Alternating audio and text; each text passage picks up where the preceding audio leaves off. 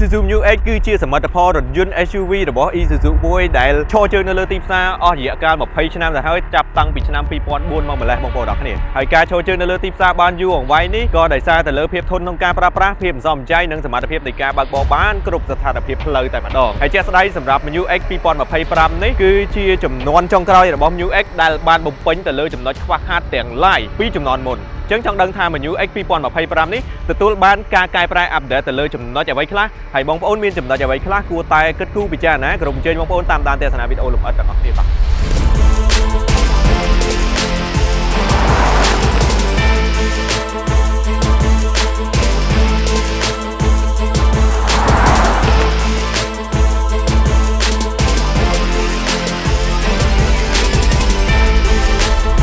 ទមានសួរបងប្អូនអ្នកគ្នាខ្ញុំបានកាមេរ៉ាបងប្អូនជួបគ្នាម្ដងទៀតនៅក្នុងវីដេអូថ្មីរបស់ Svercar នេះគឺជារថយន្ត Isuzu New X SUV ស៊េរីថ្មី2025តែម្ដងជារថយន្ត SUV របស់ជប៉ុនដែលខ្ញុំចាំនៅក្នុងការធ្វើបទបង្ហាញជាយូរមកហើយឥឡូវសប្បាយចិត្តមែនតើដោយវាបានធ្លាក់មកដល់ដៃខ្ញុំនៅក្នុងការធ្វើបទបង្ហាញជូនទៅកាន់បងប្អូនអ្នកគ្នាបើសិនជាបងប្អូនគិតទៅវាគឺជា brand របស់ជប៉ុនអញ្ចឹងយើងមានទំនុកចិត្តមួយហើយតែមួយទៀតគឺជា brand Isuzu ដែល Isuzu គាត់ឯកទេសនៅក្នុងការផលិតម៉ាស៊ីនម៉ាស៊ូតគឺផ្គត់ផ្គង់ទៅកាន់ទីផ្សាររហូតដល់26លានគ្រឿងទូទាំងពិភពលោកហើយបច្ចេកវិទ្យាមួយគឺគេហៅថា Direct Fuel Injection គឺជាបែបបទនៃការបាញ់ប្រេងដោយផ្ទាល់ចូលក្នុងសីឡាំងបែបបទនៃការបាញ់ប្រេងដោយផ្ទាល់ចូលក្នុងសីឡាំងហ្នឹងគឺមានគុណប្រយោជន៍ខ្លាំងមែនទែនដូចជាសម្ពាធខ្លាំងកម្លាំងខ្លាំងកាត់បន្ថយការស៊ីប្រេងឥន្ធនៈក៏ដូចជាកាត់បន្ថយការពុលចូលបរិស្ថានបច្ចេកវិទ្យាបាញ់ប្រេងដោយផ្ទាល់ចូលក្នុងសីឡាំងនេះគឺ Isuzu ជាអ្នករកឃើញមុនគេពាក់ព័ន្ធជាមួយនឹងម៉ាស៊ីនវិញគឺជាម៉ាស៊ីន 3.0 DDI ហើយប្រភេទម៉ាស៊ីននេះប្រើប្រាស់មកជាមួយនឹង Turbo ម៉ាស៊ីននេះគឺបានកម្លាំង190 PS កម្លាំងរមួល450 Nm បបលេខ6វគ្គអូតូម៉ាទិកដោយសារតាឡាននេះគឺជាប្រភេទ Body on Frame អញ្ចឹងវាមានគុណប្រយោជន៍ខ្លាំងមែនទែននៅក្នុងការលុកទៅលើផ្លូវគ្រប់កលៈទេសៈផ្លូវជាពិសេសផ្លូវប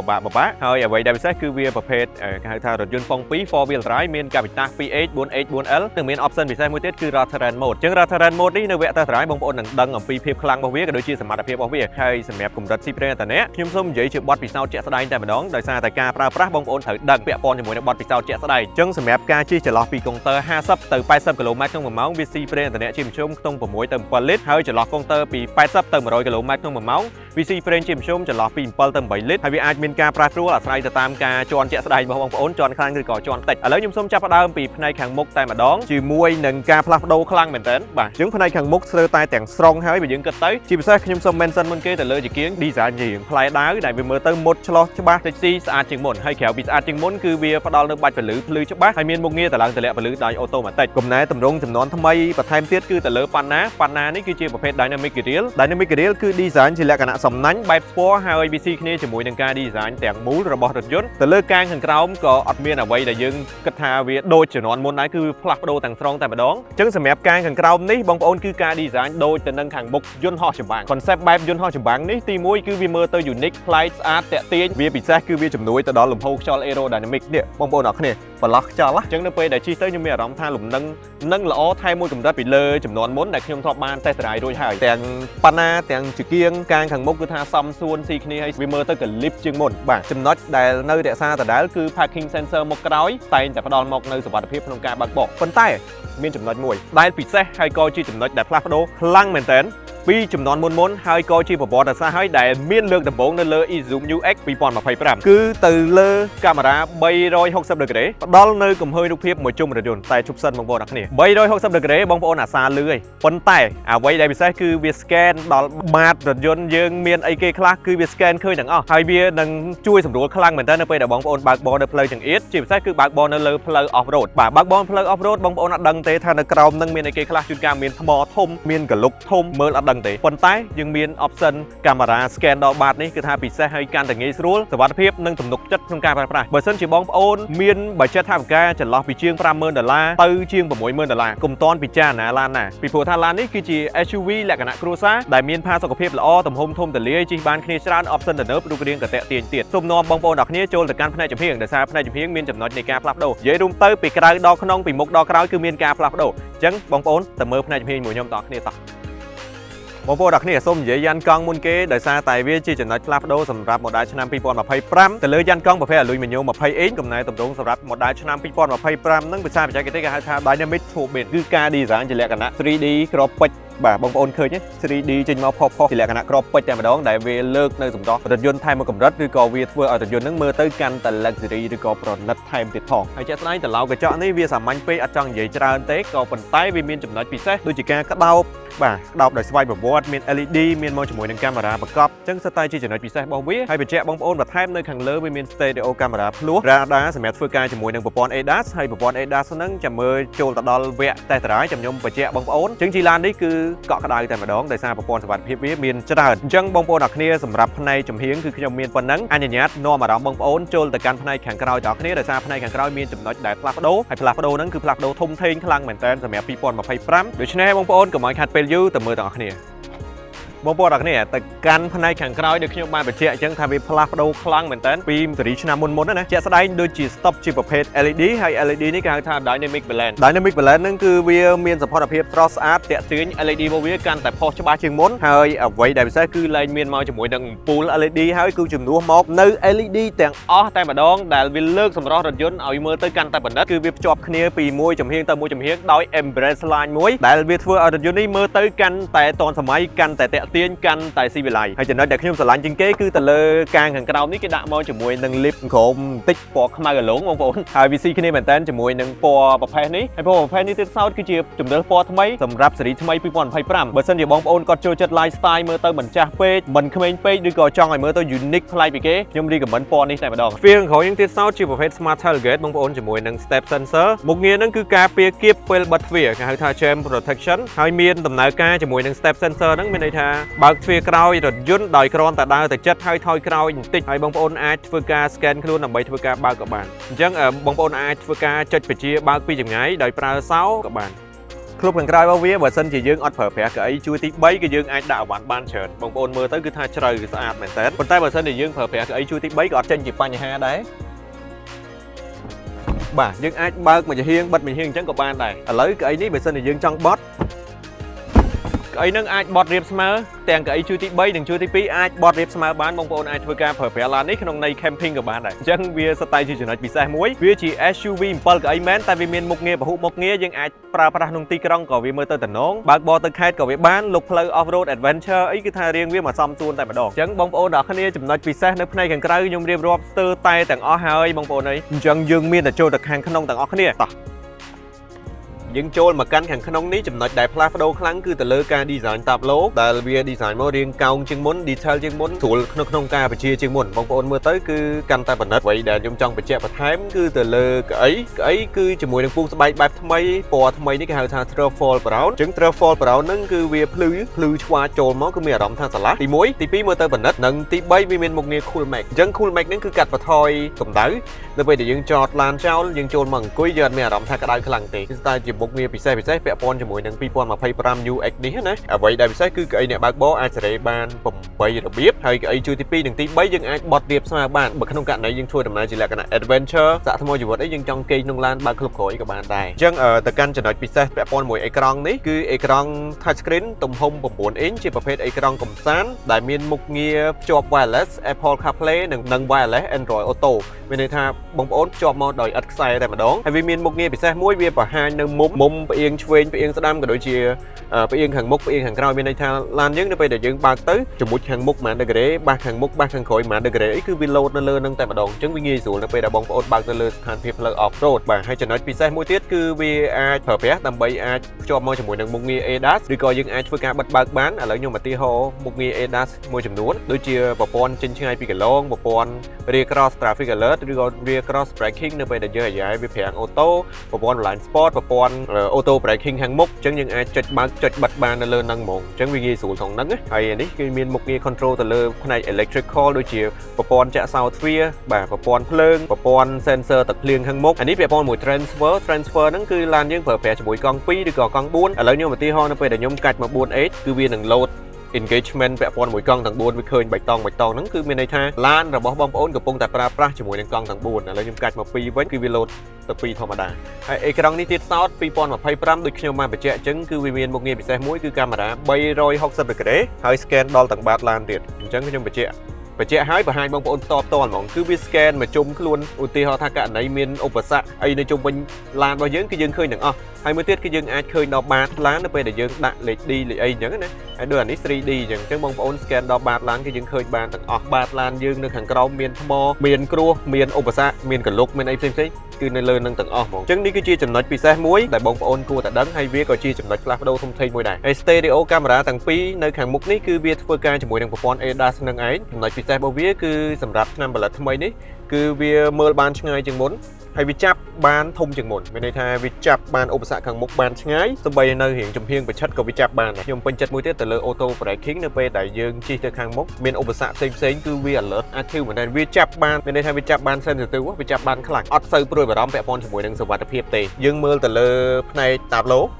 វាមានអេក្រង់បង្ហាញព័ត៌មានសម្រាប់អ្នកបើកបរជាប្រភេទ digital ទំហំ7អ៊ីនបង្ហាញនៅមុខងារបានច្រើនជាងមុនមួយទៀតអេក្រង់ផ្ដល់ព័ត៌មានសម្រាប់អ្នកបើកបរហ្នឹងគឺយើងអាចធ្វើការភ្ជាប់ connect គ្នាជាមួយនឹងអេក្រង់ប្រព័ន្ធកំសាន្តនេះបានដូចគ្នាអញ្ចឹងអេក្រង់នេះមើលទៅកាន់តែទាន់សម័យហើយវាកាន់តែមានប្រយោជន៍ហើយជាកូដនេះទៀតសោតគឺស្រោបមកជាមួយនឹងស្បែកកាន់ស្រួលខ្លួនមែនតើបងប្អូនកាន់តែដៃតែមានអារម្មណ៍ថាស្រួលខ្លួនដោយសារអីធម្មតាជាកូដជាចំណុចមួយដែលអ្នកបើកបរគាត់តែងតែផ្ដោតលើដោយសារនៅពេលដែលជាកូដយើងកាន់ទៅមានអារម្មណ៍ថាស្និទ្ធដៃយើងបើកក៏ស្រួលខ្លួនអត់សូវប្រឹងទៅតាមនឹងដែរវាក៏មានមុខងារពហុមុខងារផ្សេងៗដែលយើងអាចធ្វើការចុចបញ្ជាបានឧទាហរណ៍ដូចជាប្រព័ន្ធកំណត់ល្បឿនស្វ័យប្រវត្តិ cruise control យើងចុចទៅលើប៊ូតុងដែលយើងអាចមើលទៅលើទិន្នន័យផ្សេងៗបានពាក់ព័ន្ធមួយកម្រិតស៊ីប្រេងដំណើរការប្រព័ន្ធសុវត្ថិភាព trip A trip B ផ្សេងៗយើងអាចចុចមើលបានហើយមួយទៀតគឺយើងអាចធ្វើការបន្ថែមបន្ថយ volume ឬក៏បដូរជាមួយនឹងបទចម្រៀងអីបាននៅលើជាកូដនឹងផងដែរលើកឬក៏ផ្ដាច់ទូរស័ព្ទឬក៏ប្រើប្រាស់ជាមួយនឹង voice command ចុចមើលទៅលើកាមេរ៉ា360 degree ក៏បានដែរអញ្ចឹងមកជាកូដនេះគឺយើងបើកបរទៅយើងអត់បដោតទៅលើ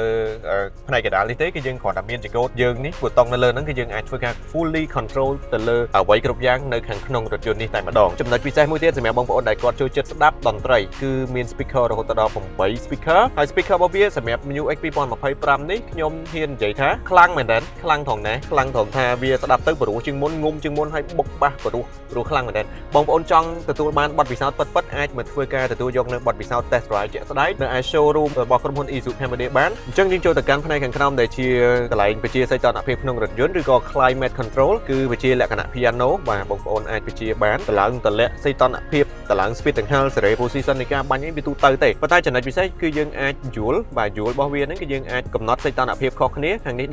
19.5 ខាងនេះ 18 យើងសេរីកំណត់ជា two zone ផ្សេងគ្នាចំណុចពិសេសគឺវាមានប្រព័ន្ធប្រសិទ្ធខ្យល់ក្នុងឡានជាប្រភេទ PM 2.5 អញ្ចឹង PM 2.5 ហ្នឹងគឺវាផ្ដល់នៅខ្យល់បរិសុទ្ធនៅក្នុងឡានយើងអង្គុយក្នុងនេះក៏អត់បារម្ភពាក់ព័ន្ធជាមួយនឹងការពុលខ្យល់ឬក៏បរិយាកាសអាប់អួរអីទេឥឡូវនេះសូមនាំចូលទៅកាន់ Center Console ផ្នែកកណ្ដាលនេះវិញម្ដងបងប្អូនអរគ្នា Center Console ហ្នឹងមានអីគេខ្លះបាទ option វាមានប្រព័ន្ធបិទនៅ traction control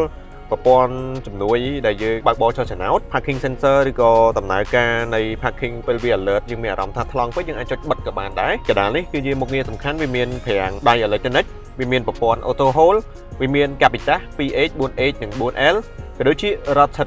Terrain Mode នេះខ្ញុំអាសានិយាយច្រើនមែនតើទាំង D-Max ទាំង Mu X ប៉ុន្តែបងប្អូនខ្លះក៏ដឹងបងប្អូនខ្លះក៏មិនទាន់ច្បាស់អញ្ចឹង Road Terrain Mode នេះគឺជា option មួយយ៉ាងដែលមានបំពាក់នៅលើ Isuzu ហើយបើសួរថាមុខងារវាមានប្រយោជន៍អីគេខ្លះ Road Terrain Mode នេះនៅពេលដែលបងប្អូនប្រើប្រាស់ទៅក្នុងករណីយើងមានឧបសគ្គអ្វីក៏ដោយឲ្យតែជាឧបសគ្គផ្លូវទៀបឆ្វេងទៀបស្ដាំពិបាកខ្លាំងផ្លូវផុងផ្លូវដែលរអិលខ្លាំងឬក៏និយាយជារួមគឺផ្លូវ off road កម្រិតធ្ងន់យើងប្រើប្រាស់ជាមួយនឹង Road Terrain Mode នេះឡានរបស់យើងនឹងដំណើរការនៅក្នុងការគណនាទៅលើស្ថានភាពផ្លូវទាំងអស់នោះហើយវាគណនាទៅលើកម្លាំងរមុលរបស់ឡានគណនាទៅលើរង្វិលជុំម៉ាស៊ីនគណនាទៅលើប្រព័ន្ធដែលពាក់ព័ន្ធជាមួយនឹង off road និយាយរួមទៅប្រើ AI ធ្វើម៉េចឲ្យឡានរបស់យើងឆ្លងកាត់ឧបសគ្គបានដោយជោគជ័យអញ្ចឹង Road Terrain Mode នេះខ្ញុំនឹងតេស្តជូនបងប្អូនទស្សនានៅវគ្គ Test Drive នាំអារម្មណ៍បងប្អូនចូលទៅកាន់កៅអី GT2 វិញម្ដងតោះបងប្អូនខាងក្រោយនេះគឺយើងផ្ដោតខ្លាំងទៅលើផាសុកភាពយកដៃចុចវាបន្តិចទៅគឺវាផុងទៅហ្មងអញ្ចឹងបងប្អូនអង្គុយទៅផាសុកភាពល្អខ្ញុំអង្គុយមានអារម្មណ៍ថាតុនល្អមែនតើបងប្អូននៅពេលដែលយើងបើកផ្លូវឆ្ងាយបាទការធ្វើដំណើរផ្លូវឆ្ងាយយើងអត់មានអារម្មណ៍ថានឿយហត់ទេតែចំណុចពិសេសមួយគឺកៅអីនេះយើងអាចធ្វើការកាច់បត់បានបាទនេះការធ្វើដំណើរផ្លូវឆ្ងាយយើងចង់សម្រាកក៏បានដែរកន្លែងនេះយើងអាចដាក់មកជាមួយនឹងកែវកាហ្វេកែវទឹកឬក៏យើងអាចដាក់ជាមួយនឹងទូរស័ព្ទរបស់យើងក៏បានដែរអញ្ចឹងសុទ្ធតែជាចំណុចពិសេសពាក់ព័ន្ធមួយផាសុកភាពអ្វីដែលបងប្អូនត្រូវដឹងគឺកម្រិតជើងកម្រិតជើងរបស់ខ្ញុំគឺសល់មួយច្អាមបាទខ្ញុំ1ម៉ែត្រចិត្តជើងដែរបងប្អូនអញ្ចឹងយើងអង្គុយមកត្រង់ខ្នងអស់បងប្អូនមើលតែជាក់ស្ដែងណាបាទសល់មួយច្អាមហើយកម្រិតផ្នែកជើងខាងមុខនេះយើងអាចសដោកបាន អត់ជាបញ្ហាទេអញ្ចឹងពិសេសមែនតើក្រៅពីនេះខាងក្រោយនេះគឺមានមកជាមួយនឹង run USB Type C ពីរកន្លែងខាងមុខក៏មានខាងក្រោយក៏មានកន្លែងដាក់ទូរស័ព្ទមួយនៅខាងក្រោយនេះខាងលើនេះមានមកជាមួយនឹងម៉ាស៊ីនត្រជាក់ហើយម៉ាស៊ីនត្រជាក់យើងអាចសេរីលើពីដង្ហាល់បានបាទសេរីខ្លាំងសេរីខ្សោយអីក៏យើងអាចសេរីបានតែមានភ្លើងសងខាងទាំងខាងមុខទាំងខាងក្រោយកៅអីជឿទី1កៅអីជឿទី2កៅអីជឿទី3មានមកជាមួយនឹង cup holder ច្រើនកន្លែងមែនតើចូលទៅកាន់កៅអីជឿទី3វិញខ្ញុំទៅ fit ជាមួយនឹងកៅអីជឿទី3យើងសល់កម្រិតជើងបានបន្តិចក៏ប៉ុន្តែយើងអាចអង្គុយបានហើយខាងក្រោយហ្នឹងយើងរីកមិន2នាក់បើសម្រាប់អ្នកមានប៉ុនខ្ញុំឬក៏មានធំជាងខ្ញុំបន្តិចប៉ុន្តែបើសម្រាប់ក្មេងឬក៏អ្នកដែលគាត់គីឡូរៀងស្ដើងគឺអាចអង្គុយបាន3នាក់អញ្ចឹង7 8នាក់អង្គុយបានឡាននេះគឺ tip ផ្លូវឆ្ងាយមកអាប់អញ្ចឹងបងប្អូនបានដឹងអំពីចំណុចពិសេសទាំងក្រៅក្នុងបាទមុខក្រោយតែបងប្អូនអត់ទាន់ដឹងពីបទពិសោធន៍នៃការបើកបរសាកល្បងនៅឡើយអញ្ចឹងដើម្បីកុំឲ្យខាត់ពេលយូរសូមនាំអារម្មណ៍បងប្អូនចូលទៅវគ្គ test drive ទាំងអស់គ្នាតោះ